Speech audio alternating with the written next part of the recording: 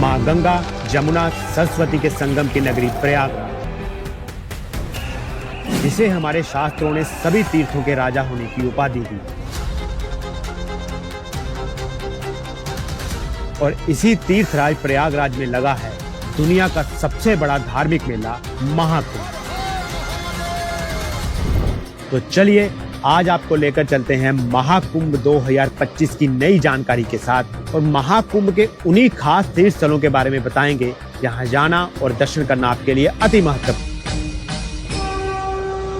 बोलो मां गंगा जमुना सरस्वती त्रिवेणी संगम की जय। महाकुंभ 2025 में स्वागत है। मैं विनय आपको इस समय आया हूँ कलाग्राम में, और यहाँ पे आपको दिखाता हूँ संस्कृति मंत्रालय भारत सरकार द्वारा प्रस्तुत की गई कुछ प्रोग्राम है जो कि अभी शुरू होने वाला है। हम और हमारे साथ हमारा भाई अखिलेश दोनों लोग हैं साथ में, और कुछ लोग हैं जो आगे बैठे हुए हैं, लेकिन हम लोग सोच रहे हैं हमें वीडियो बनाना है तो हम लोग पीछे रहेंगे तो ज़्यादा अच्छा दिखेगा और आपको वीडियो भी मतलब क्लीन दिखेगा, अच्छा दिखेगा। बाकी भीड़ आपको दिखाते हैं कितनी सारी है। बीच में काफ़ी जगह ले ली है जिससे दिक्कत ना हो। इधर से देखिए ये चारों तरफ आपको वही चित्र दिखेगा जो एक तरफ से रहेगा, तो आपको अच्छा लगेगा देखने में। और ये कार्यक्रम शुरू ही होने वाला है, जस्ट वेट। और कहते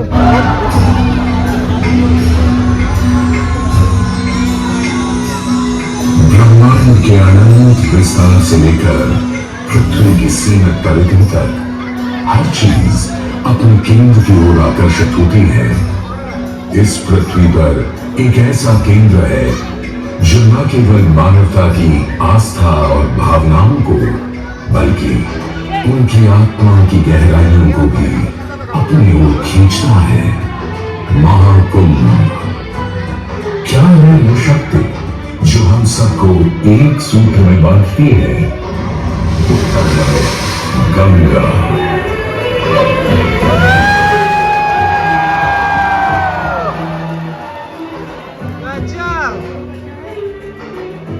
किंतु गंगा क्यों? क्योंकि गंगा कोई नदी नहीं है, आस्था की अविरल तरल धारा है गंगा। विश्वासों की वाहिनी, संस्कृतियों की सरिता है गंगा।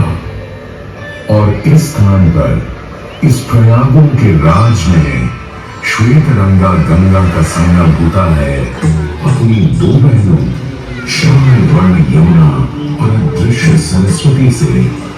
और इस त्रिवेणी संगम के कारण ही यह जगह इतनी महत्वपूर्ण हो जाती है। गंगा के उद्गम के बारे में जो पौराणिक कथा प्रचलित है वो बड़ी ही रोचक और मनमोहक है।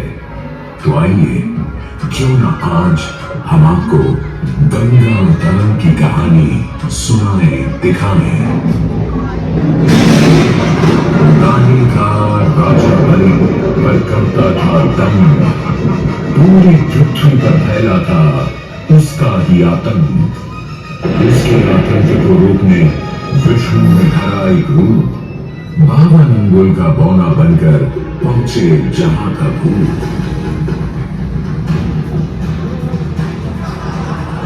सारे दरबारी बौने ब्राह्मण पर हंसे, पर बलि ने जब उसे ग्राम मांगने को कहा तो उसने कुटिया बनाने को केवल 3 पग भूमि मांगी। पर जब बौने ब्राह्मण ने भूमि नापनी शुरू की तो जैसे भूचाल किया गया।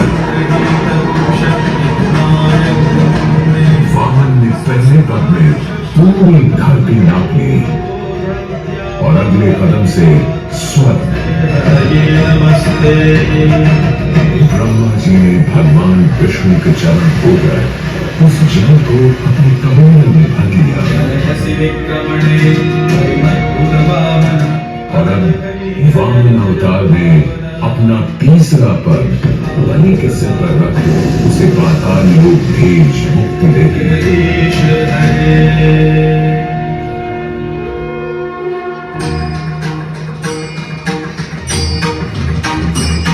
स्वर्गलोक में भगवान ब्रह्मा जी ने जब चरणामृत में हाथ डाला तो मंदिर से निकल आई चंचल निर्मल धवल गंगा जी। पवित्र किंतु चंचला आज से तू मेरी पुत्री और नाम तेरा गंगा।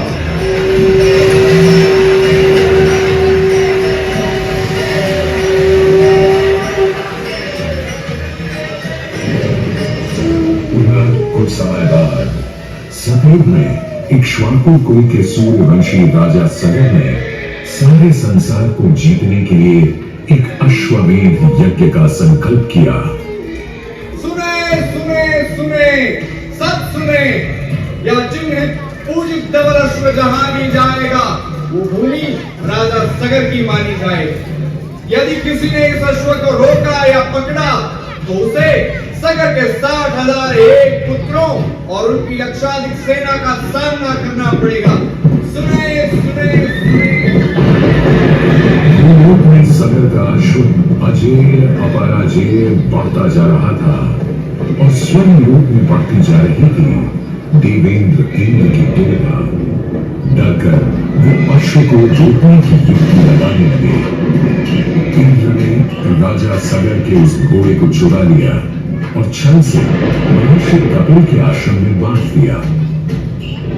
घोड़े को खोजते हुए राजा सगर के 60,000 पुत्र महर्षि कपिल के आश्रम में पहुंचे। वहां घोड़े को बंधा हुआ देख क्रोधित पुत्रों ने कपिल मुनि को घोड़ा चोर समझा और उन्हें अपशब्द कहने लगे।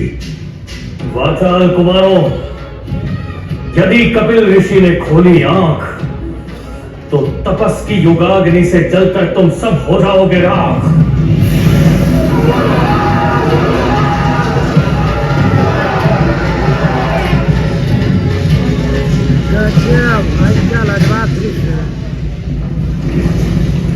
उधर सगर थे चिंतित। न अश्व का पता था न पुत्रों का कोई समाचार। पिता का दुख देख पुत्र अंशुमन चल पड़े खोज पर। जब महर्षि कपिल के आश्रम पहुंचे तो देखा अश्व को और साथ ही अपने 60,000 भाइयों की भस्म को। महर्षि से की क्षमा याचना और पूछा तर्पण का उपाय। तुम्हारे भाई थे घमंडी, अविवेकी और अभिमानी। भस्म कर दिया उन्हें मैंने, जो उन्होंने मेरी नहीं मानी। गंगाजल, केवल गंगाजल ही दे सकता है मुक्ति उन्हें, जो भस्म हुए तुम्हारे परिजन। अंशुमन को अपने भाइयों के तर्पण के लिए गंगा को लाने का बहुत मन था, किंतु किसी को राजधर्म भी तो निभाना था और राज भी चलाना था। देखते देखते 7 पीढ़ियां गुजर गईं, पर 7 पीढ़ियों के बाद समय आने पर राजकुमार भगीरथ ने राजा बनने से साफ मना कर दिया।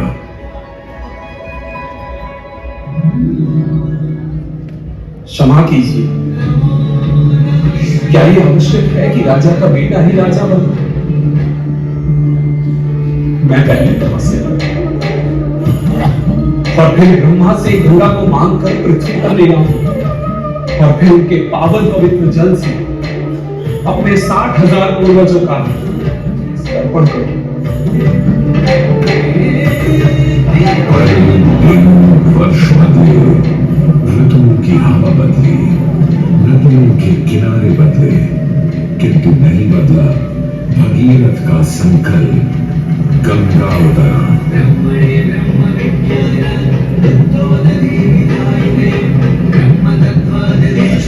पुत्र भगीरथ, हम तुम्हारे कब से प्रसन्न हैं। बताओ क्या आशीर्वाद चाहिए। हे भगवान, मेरे पूर्वज के तर्पण के लिए मुझे आपकी पुत्री गंगा चाहिए। तथास्तु, किंतु यदि गंगा स्वर्ग से सीधे धरती पर गिरी तो पृथ्वी को चीरते हुए गंगा सीधे पाताल में पहुंच जाएगी। इसलिए तुम भगवान शिव शंकर को मनाओ ताकि गंगा जब स्वर्ग से नीचे उतरे तो वो उसे अपनी जटा में थाम ले। अब भगीरथ ने एक अंगूठे पर खड़े होकर भगवान शंकर को मनाने के लिए शिव शंकर का जाप शुरू कर दिया। जय मधुभावन जय मधुभावन शोभन शावन शिव शिव शंभो विपद विहारम अधम उदाहरण सत्य सनातन शिव शंभो राज वचन हर जल नयन वर धवल कोई भी वर मांग लो आज। हे प्रभु, जब गंगा स्वर्ग से धरती पर गिरे तब आप बीच में उन्हें अपनी जटाओं में सांध लें, नहीं तो पूरी पृथ्वी नष्ट हो जाएगी। बस इतनी सी बात? ठीक है, ब्रह्मदेव से कहो शिव तैयार है, आने दो गंगा को, आने दो।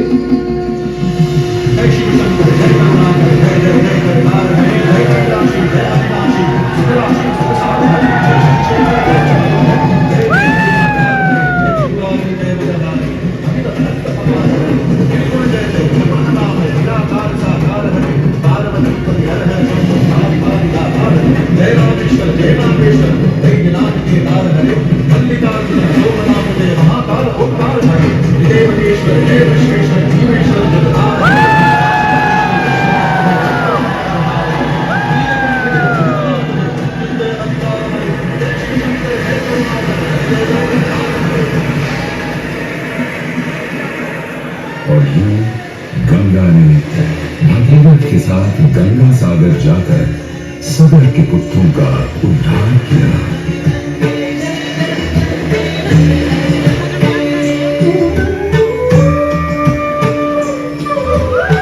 साथ ही वह भारत की सबसे महत्वपूर्ण नदी बन गई, जिसका भारत के जीवन में धार्मिक, आर्थिक, सामाजिक, ऐतिहासिक अभिधान अनंत है। हे मां गंगे, हे जगदम्बे, हे मां गंगे। मोक्षदायिनी गंगा का यमुना और सरस्वती के साथ त्रिवेणी संगम मोक्ष का संगम है। प्रत्येक 12 वर्षों में यह महाकुंभ का स्नान करता है सर्व सिद्धि प्रदान और देता है मोक्ष का वरदान।